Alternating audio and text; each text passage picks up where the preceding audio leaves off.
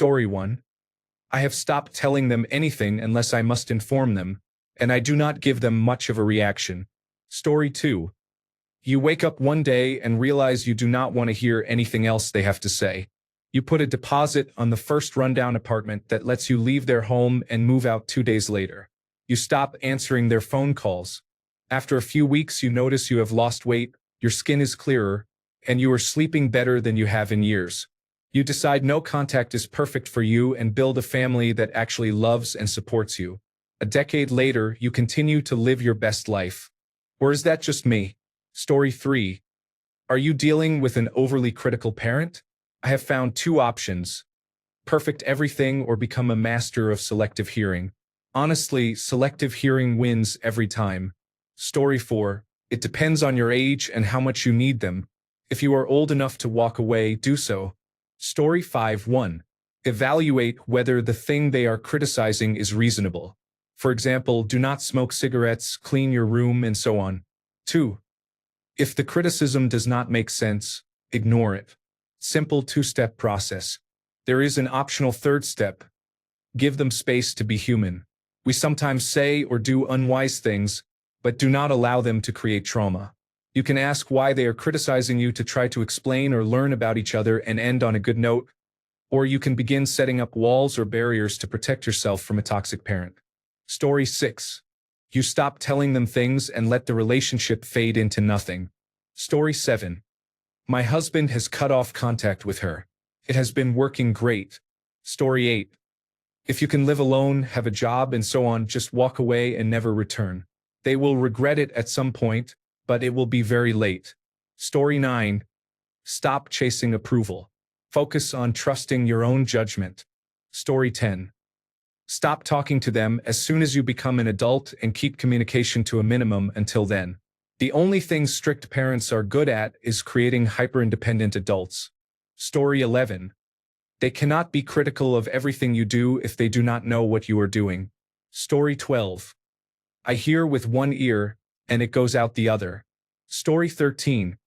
If they no longer live with you, tell them to leave you alone. Story 14. Respond with calm silence. They lose power when you do not react. Story 15. Sometimes you need to step away for a while or find a way to limit contact.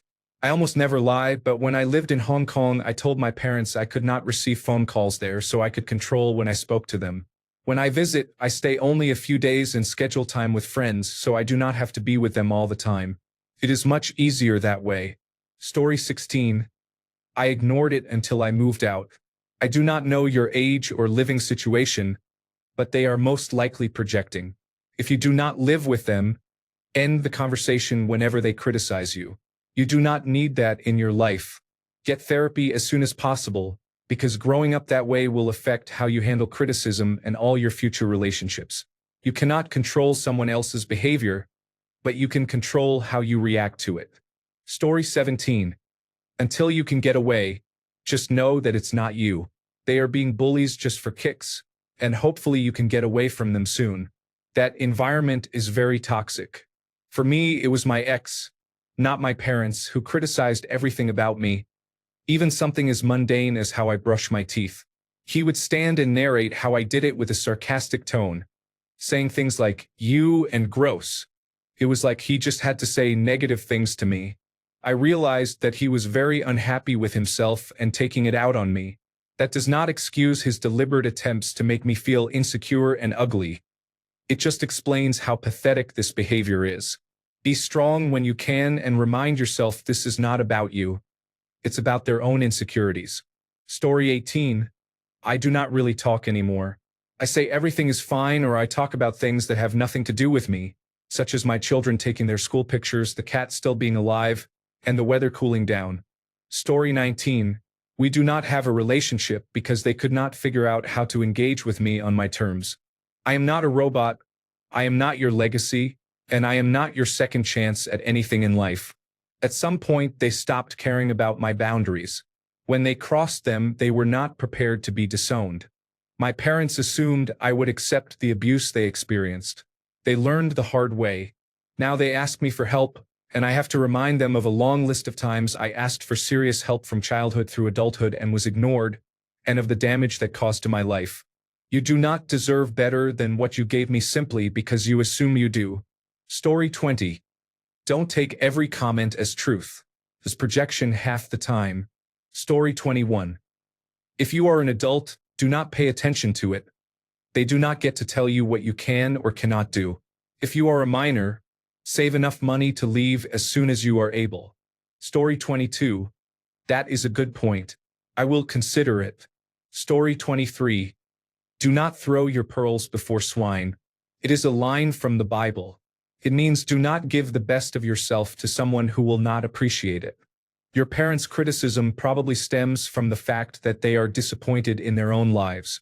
You cannot live their lives for them. You must be yourself. You will be miserable otherwise. Story 24. I am not a professional, but a few things come to mind. 1. You can decide what to tell them to avoid their criticism, but this could alienate them. That might be the healthy thing to do, or it might not. You will be the judge. 2. You said parent. Does that mean the other parent is not hypercritical? If so, can you talk to that parent about your concerns to see if they can help? 3. Have a calm, serious conversation with the critical parent. Write down what you want to say so you are organized and your reasoning is clear. Let them know ahead of time how important this conversation is and explain how their behavior is affecting your relationship. It is almost like having an intervention for them. It will not be easy, but if you want the relationship to improve, it will take work. It helps to have the other parent there as someone who can back you up, assuming they are not hypercritical. For therapy, start with a school counselor if one is available. If your family can afford it, tell your parents you would like to see a therapist. They will probably want to know why, which could lead you into number 3, so have that ready. In my view, seeking out your school counselor is where I would begin. They can help guide you on what is best. After that, try number 2 if possible. Story 25. How do you deal with them? You don't. Ignore them and distance yourself as slowly or as quickly as you need to. Then move on with your life. They will complain about that and will also complain if you are around all the time. Life is too important to waste a nanosecond on them. Story 26. I moved away and tried to cope with the crippling mental illness it caused. I now live 4 hours from my mom and visit once every few months. I video call her every few days, but there was a while after I first moved out when we barely talked. We are somewhat closer since I had my daughter, because the focus is no longer on me. While you are in it, do not ask their opinion on something that is important to you. Do your own thing, because in my experience you will not get the responses you want from them. Story 27. Just outlive them and do not make the same mistakes with your kids. If it continues into your adult life, go no contact. Story 28. Tell them to go fuck themselves as you walk out of their lives forever. Story 29. Should we not first discuss what the original poster means by overly critical before advising someone to walk away? I would say my mother is overly critical, but most of the time it comes from a good place, especially regarding my health and well-being, even though I am old enough to make my own decisions in those areas. Whether I want to hear it or not, I should eat more fruit and fewer salty snacks. Story 30. After years of trying to get my mom to change, I went no contact for a while. About a year later, I gave her another chance because she promised she was in therapy and learning. She was not getting better and was lying about therapy. Her facade did not last long, so I ended contact again, permanently. Story 31. I began asking questions that prompt them to examine their thought process, forcing introspection. If they have any self-awareness, they will realize that what they say is hurtful or unnecessary. Story 32. Before my mom passed away, we rekindled our relationship. She once told me she felt better about herself when she noticed flaws in others. She had a rough upbringing and had me at a very young age. She was not a good mother during my childhood, but she became the best mother during my teenage years. Story 33.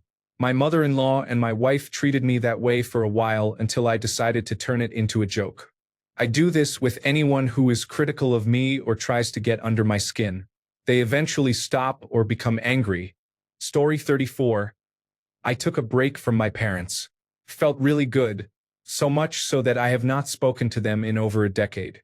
I decided it was better for my personal well-being and for my family's well-being to not have them in my life. I have no regrets. Something to consider. Story 35. Do not lose your cool. They take sick satisfaction from getting under your skin. If you are old enough, go no contact or low contact. Story 36. Ever heard of the term information diet? Do not tell them everything. You know how they are going to react to some details about your life. Omit those details if you do not want to deal with it. The sooner you start, the better, because you will get them used to not knowing certain things. Story 37. Remind them that you will choose their nursing home when they are older. If they do not improve their behavior, they will be living under an overpass in Cleveland. Story 38. Have you tried talking to them about it in a calm, heartfelt way, explaining how it makes you feel and the negative impact on your mental health? Could this be a learned trait from their parents being critical of them?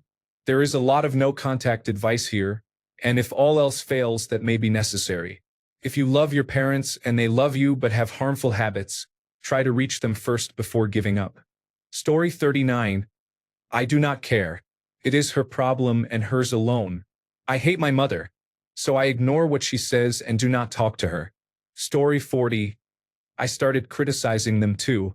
It works wonders with my mom. Let them taste their own medicine. Story 41. While most parents like this are probably just terrible people, there is a subset who are genuinely trying to be good parents and who think constantly correcting your behavior will help you grow. They were probably treated the same way by their parents. If you feel at all safe with this parent, they are very critical but also show love and kindness sometimes. Have a frank conversation and simply ask why they are so critical of you. Tell them you feel they think you cannot do anything right, or explain whatever is true for your experience. Ask if they are trying to destroy your spirit and make you feel worthless. You will get a sense of whether your parent can actually hear you or will only criticize you more. If the latter, do not bother. As a parent who was overly critical with my children when they were young, because we all had undiagnosed attention deficit hyperactivity disorder and I parented out of fear they would grow up with my same flaws if I did not teach them how to be better, I would want to know if I was breaking my child's spirit. Story 42. I used to have this issue with my dad. It improved a lot after he died. If yours is more reasonable than mine, you might be able to stop them before having to cut them out of your life. Story 43. You should strive to be independent so you can tell people to suck a fart out of your ass at the drop of a hat. Story 44. I went no contact as an adult. There were obviously other reasons, but that was in the top 3. I am not a reflection of you. I am myself. Story 45.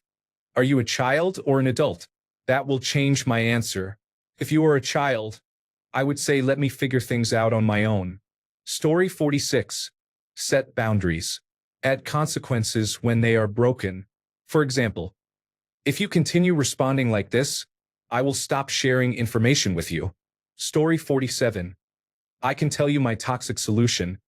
Make sure I know exactly what the criticism will be ahead of time. If I provide a problem for him to complain about, I can usually avoid being blindsided by things I was actually sensitive about. Clothes were typically the easiest, and standard rebellious clothing would grab attention. Be warned, this worked well when I was a child and could not avoid criticism.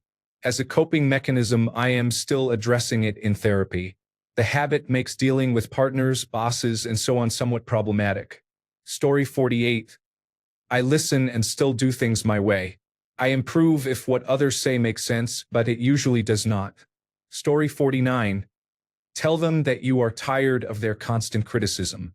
Explain that it is hurtful and that you will distance yourself if they do not stop. Then observe their response. If they continue to behave poorly, you should distance yourself. You do not have to remain in a toxic, verbally or mentally abusive relationship with your parents. Even if they say they do not know better, you have addressed the issue and they are not respectful or kind enough to stop. Story 50. If you're an adult, work to simply distance yourself. If you're not, work on not caring so you're better prepared for adulthood when you inevitably distance yourself. I'm sorry you were dealt those cards. You're not alone. Story 51. Say out loud the opposite of their criticism. If you don't, it can become your inner voice for the rest of your life, even long after they are gone. Ask me how I know. If your parent says you don't manage your time very well, reply, I'm learning what works best for me with the hours I have, and I'm making great progress. If they say you're overweight and you dress sloppily, counter with, I am on a path to a healthier me, I'm going at my own pace, and I love myself the way I am. Every time you counter their criticisms out loud with self-affirmations and encouragement, you prevent their cruelty from becoming your inner voice. Eventually, they may start hearing it too. Story 52. A few options. 1. Cut them off. It is Reddit's favorite, but it does not feel good. 2. Open a dialogue. Speak to them about it like an adult and see if they are willing to compromise. 3. Accept who they are and do not let what they say get to you because you know what they are going to say. If every single morning you had someone outside your front door waiting to say fuck you on your way out, it would be unpleasant for a couple of weeks. Eventually you would learn to accept it and maybe even see the humor in its predictability. My parents act like know-it-alls, but after I moved away and scarcely spoke to them for a few years, I found I could accept who they are. It used to drive me away and now I regret that. Feels silly. You know what is best for your situation. Good luck. Story 53. That is a really interesting perspective, Mom or Dad. Thanks for the input. That is it. Then change the subject. Say it every time. It will drive them nuts. Story 54. Please do not listen to people who advocate going no contact. You do not know how many of them are projecting their own difficult lives onto you. My brother had a long list of grievances against our parents. Interestingly, he also had complaints about every job, doctor, lawyer, and so on. Talk to the parent who is more reasonable. Explain your concerns to them and tell them you will distance yourself if things do not change. Only then consider no contact. Story 55. My father has long said that I am the smartest person in the family while also saying that I do not know anything. I am 54 years old, and this continues to the present day. Story 56. You can't change them, but you can change how you respond. Sometimes I make it into a twisted game. The key is not to get upset and to flip the script. These people typically act innocent when you react or get upset, so flip it on them. Let them get upset instead. What an interesting comment. Why would you say that? Wow, that sounded like you were trying to hurt my feelings. Did you intend that to sound as rude as I received it? Please don't talk about my body. No, my body is not up for discussion. I am working on it and I am comfortable with it. Why don't we talk about something else? If those are too direct and you would rather be nicer or sound more professional, there is great advice available from other sources, in my opinion. Story 57. Try this when someone says something critical. Take a breath, then repeat back what they said. I told you I was excited about getting a cat, and your response was that I wouldn't take good care of it because I can't do anything right. Pause for a moment. That is a hurtful thing to say. From now on, when you say a hurtful thing to me, I will end the conversation. Then do it. Walk out the door, hang up the phone, or drive them home and drop them off. Take a break from the relationship. Go no contact for a while. If they complain about not seeing you or hearing from you, say, you continually say hurtful things to me. That needs to stop immediately. Story 58. Set boundaries. Remind them you are an adult too. It is tough but necessary. Story 59. I live 50 miles from that parent, and they visit only at times I choose if I allow it at all. Story 60. I have crippling anxiety and depression. I cannot say I am a people pleaser, but it is frustrating to be lectured for everything when I have followed a straight path my entire life and consistently gone above and beyond. Story 61. Tell them directly that if they do not stop, you will end all communication with them and then follow through. Story 62. As a perimenopausal woman, I do not deal with them anymore. I was told my whole life this would happen, and I am pleasantly surprised that it has. As far as I am concerned, if you are fucking with my peace, you no longer get to share my space. I have a sign in my living room that says this is my happy place. Do not ruin it. And I fucking mean it. Story 63. I maintain boundaries with them, and it is extremely unfortunate. I would like them to spend more time with my son, but I can tolerate the constant criticism at most once a month. Story 64. It really depends on why the parent is being critical. Some people are simply toxic and should be ignored. Other times, criticism is meant to help. For example, if you score 95% on a math test, a parent may want to know which 5% you missed so they can help you improve and aim for 100% next time. Reframing criticism as areas for improvement helps when appropriate. I also ask myself whether I care. If I am all dressed up and someone criticizes my lipstick color, true story, I take it as a sign that it is the only perceived flaw and ask whether I am happy with the color. If I am happy, I let it go. Story 65. Smile sweetly and say thank you. I will keep that in mind. Then continue to do what you think is best. Do not show irritation. Listen politely and ignore unhelpful criticism. Note: be careful if you are not yet an adult or if you live with them. If you are still a minor or living at home, certain criticism requires a good faith effort to correct, such as attending school, maintaining personal hygiene, and not being offensive. Story 66.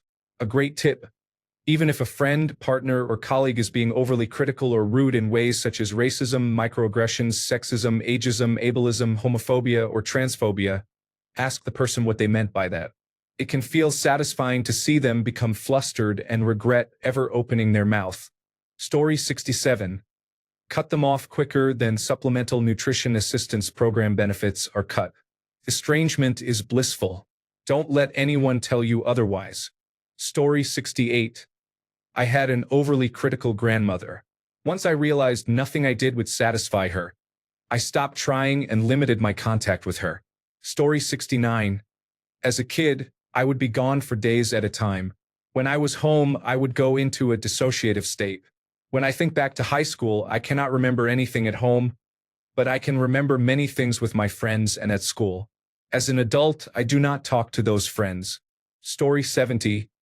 I minimize time with them. Honestly, with my dad, there is no other way to stop it. When I stay with him, from the minute I wake up, he criticizes what I eat for breakfast, how I make my tea, how I hang my towels after I shower, what I have chosen to wear, whether I take 2 paracetamol tablets for a headache, and which news source I am reading. When he has run out of things I am doing or wearing, he launches into a litany of questions about my work and how I am raising my children, for which there are no correct answers. It is relentless. He knows so little about my life now, because I can never discuss anything with him that is important to me. Story 71. You have to generate your own self-worth because your parents are not giving you any. Story 72. It depends a lot on your age and current circumstances. A good general piece of advice is this: parents are just people. They are not perfect. They are supposed to take care of you, not tell you how to live your life. Story 73. 1. Gray rock. 2. Do not tell them things. 3. Recognize it is their projection. 4. Go to therapy and cry in front of your therapist, grieving that they will not be able to see your progress on what they are criticizing. 5. Get very fit as a way of numbing the pain. 6. Recognize that they will only see you as an extension of them and not who you actually are. 7. Try eye movement desensitization and reprocessing, find peace, and accept that your relationship with them will not be what it could or should be. Story 74. Recognize that the voice in your head when you are going about your business is probably the voice of a parent. Know that you can do what you want, and even if you fail, it is merely a learning experience, not what that voice says, such as why bother. You will never get it right. I told you you are no good. If only you had thought about it first. Or you spend too much time thinking and not enough time doing. It is really hard to deal with, so start early. It took me 50 years to realize that the voice is my mom and my ex-wife, because you tend to seek what you are used to in a partner. Story 75. Typically, you deal with the trauma and then end contact with them in your late 20s to mid-30s. Story 76. Stop trying to win them or please them. You will never be able to, and you will only frustrate yourself. This is who they are. Be who you are. Story 77.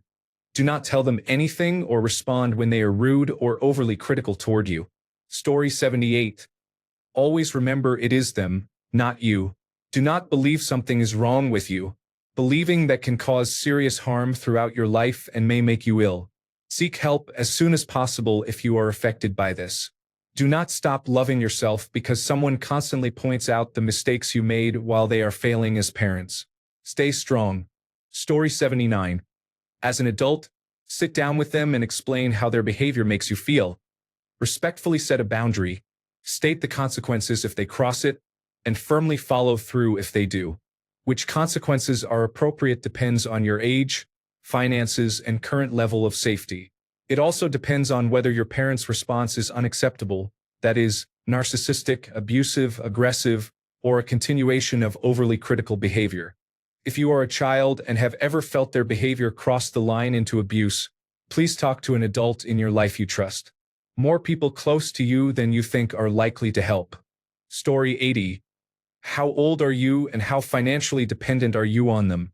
Story 81. I now criticize everything they do and always point out that they have had 30 more years than I have to fix their problems. Story 82. If you can cut ties with them. If you would not tolerate that kind of disrespect from anyone else, why would you tolerate it from someone you share DNA with? Story 83. I'm conscious of my occasional tendency to be critical. It's a delicate balancing act not to drive people away while still being there to guide them. Story 84. There are many options. Gray rocking is probably best. Keep an expressionless face and give a flat okay to whatever they say. Weaponized ignorance works too. If you cannot do it perfectly every time, ask them to show you again, saying, please do not give up on me, show me just once more. Demand praise for trying. Pestering them for compliments can be comical, watching their brains slip as they frantically try to recalibrate. Say, you are my parent. I know you love me, so say something nice. Wandering away while they are mid-sentence is effective. Notice the gasps they make. If you cannot walk away, stare at their left ear the entire time they are ranting. It throws them off balance. Story 85. It is easier said than done, but stop trying to impress them. Nothing will ever be good enough for parents like these, and trying to meet their standards will only leave you feeling insignificant and worthless. Stop sharing details of your life. When they criticize, simply say, I'm sorry you feel that way, and leave it at that. It is a gentle way of saying, too bad. It is what it is. Story 86. No one in my life has been overly critical of me because they know this is one of the rare things I absolutely will not tolerate. Could be a parent, close friend, or partner. I show a strong, unpleasant reaction at first, then end the relationship if necessary. Being overly critical usually stems from one of two reasons. The person is dealing with their own problems and taking it out on you, or they have an issue with you and express it that way. If I notice this, I confront them immediately. They either tell me the exact reason, become silent, or leave. Story 87. Overly critical in what way? I had a friend whose parents were very strict about her schoolwork and would make her redo papers for various reasons.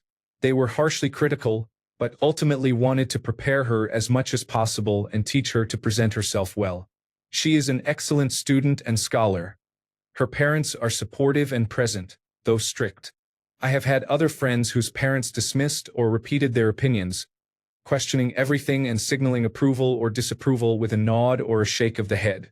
They always weighed in with criticism. Opinions are supposed to be individual. It was as if they had to pass judgment on every purchase or action, which made those friends afraid to express themselves. Story 88. I cannot say that this never happened because it did. Occasionally Dad would go off on one. This would overexcite my mother. Why? Simple. Who was she going to defend? I am sure she loved him. I know she loved us. My sister usually cried and sat in the corner. My brother went down into the cellar and played with the model airplane he was building.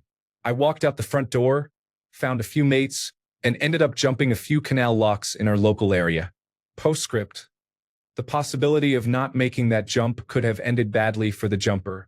It did once, not for me, but that is another story. Story 89. I get this from both my mother and my mother-in-law.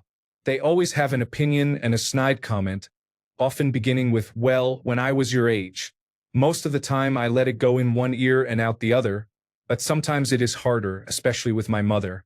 I am currently working on issues with my mother in therapy. There were many backhanded comments when I was a child that I never really understood until now. Story 90.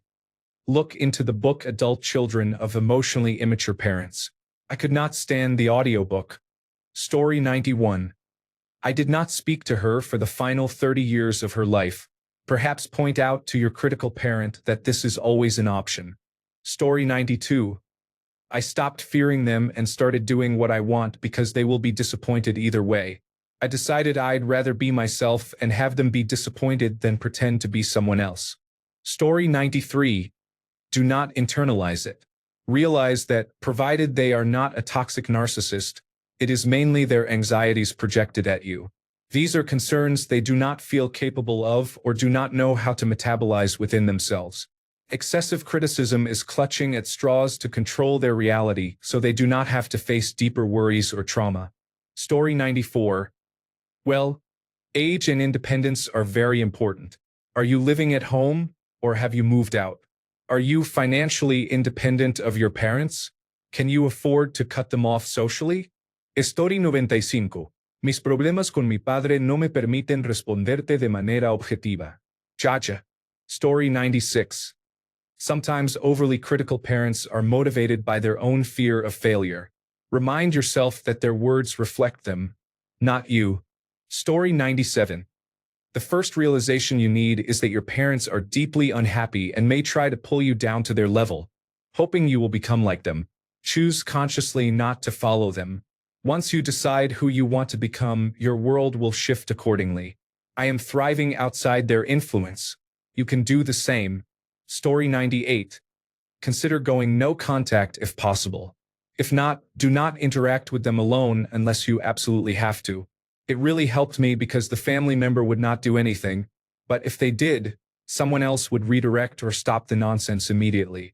Story 99. If you are an adult and believe someone can be trained, tell them only after the event. After you pass a major exam, after your partner moves in, after you get the job, or after a big decision has been made and the change has occurred. This is your light information diet. It is mainly for parents who go into lecture mode about how you should live.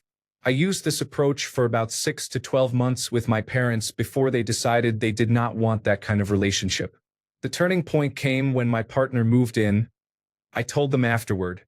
My mother said she did not remember me telling her, and I said I did not want to hear the lecture.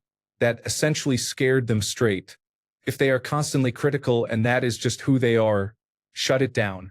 Say, I am not going to talk about this, and change the subject. If they return to the criticism, hang up or walk away. Tell them much less. This is your medium information diet. If the situation is beyond help, tell them nothing of substance about your life. Talk about the weather, ask about their neighbors or friends, or discuss what you are cooking for dinner. Keep the topics shallow. Story 100. I walk out of the room or hang up the phone when I am criticized. Conversation over. Story 101. I have realized they have poor taste and are not very bright, so my choices are probably better. It has helped me tremendously, and I recommend it to everyone. Story 102. Reverse Uno and criticize everything they do. Call them at random to complain about trivial matters. Story 103. Recognize they will be correct sometimes. Use them strategically for tasks where you need input but they cannot make critical errors, and ignore the rest. If you have other work, you will be less likely to get bogged down by them and will interact with them only when necessary. Story 104. I put up with it for years. I hid what I did, told them nothing, and kept quiet about my life. When I moved out and got my own apartment, I prepared for their visits by hiding every book, poster, compact disc, and so on, and only took them out again when I was sure they were gone. Privately, I pushed myself to live a praiseworthy life that I knew Mom would never see or know about, and that would only have earned her resentment if she had even a glimpse. I tried to appease her by stroking her ego and appealing to her sentimentality or nostalgia. I hoped that by enduring her increasingly hostile, rude, and disrespectful behavior over the years and being nice, I would eventually reach a breakthrough, and she would see me for my consistent, quiet goodness.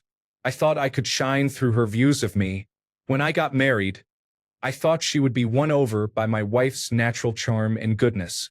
My wife made an effort to bond with Mom, always going to bat for me and showing her that I was not completely awful. Nothing helped. Everything got worse.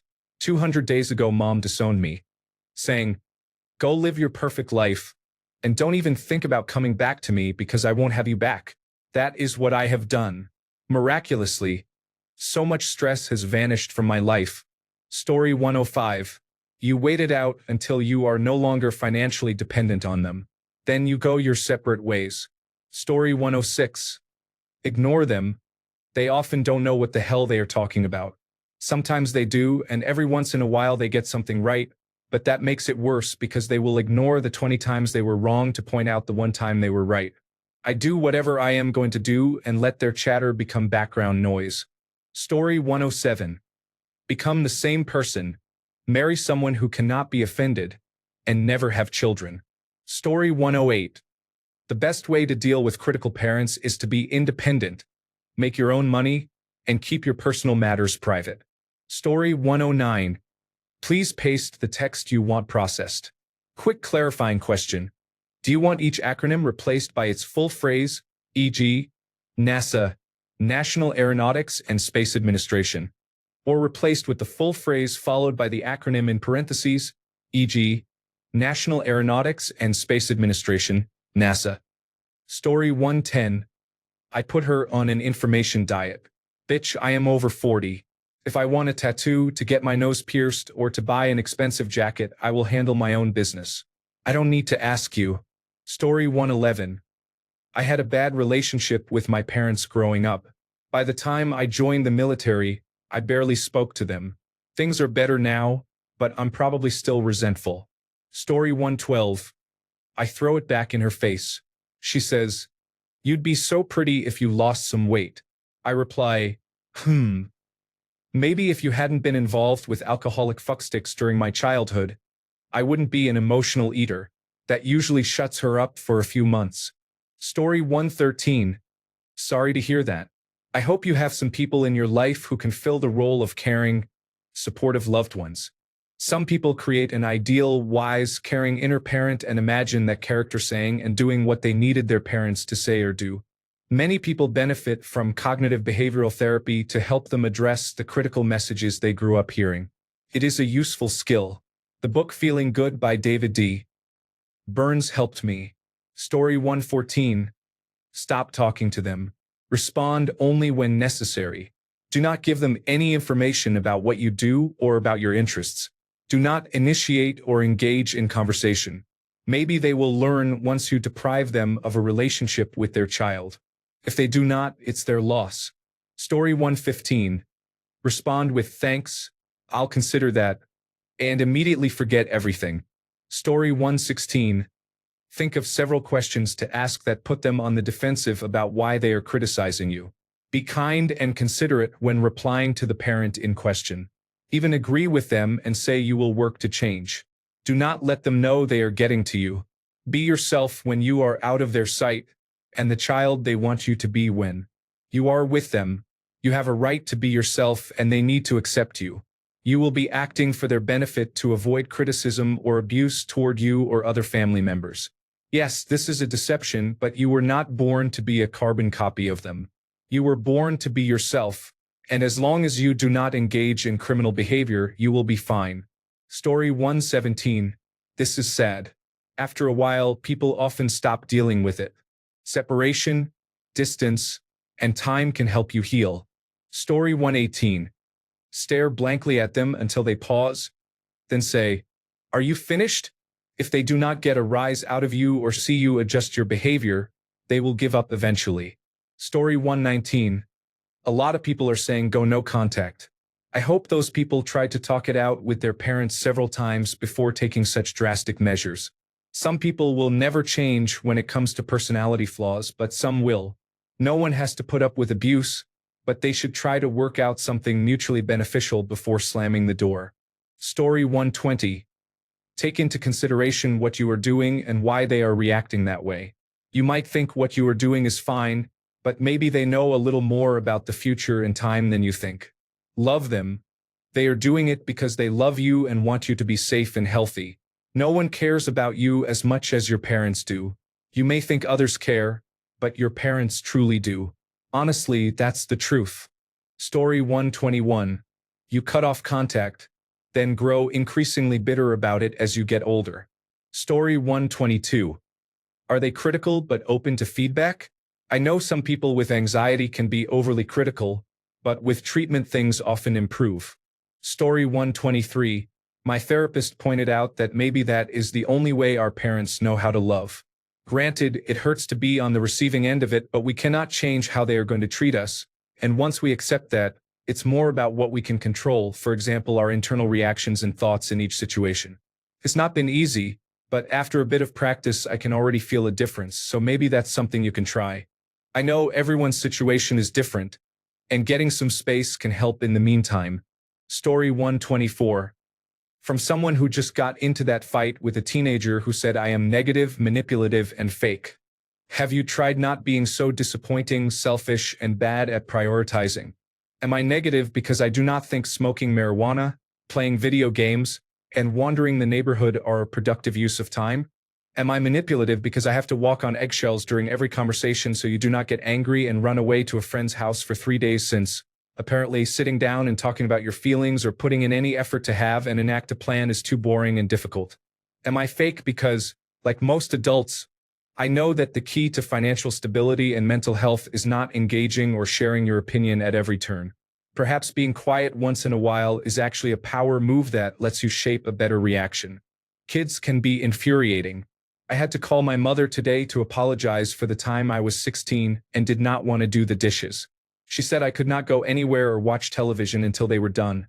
So I just stood at the sink doing nothing for 2 full hours because, in my self-righteous teenage anger, no one can tell me what to do, felt like the most valid hill to die on.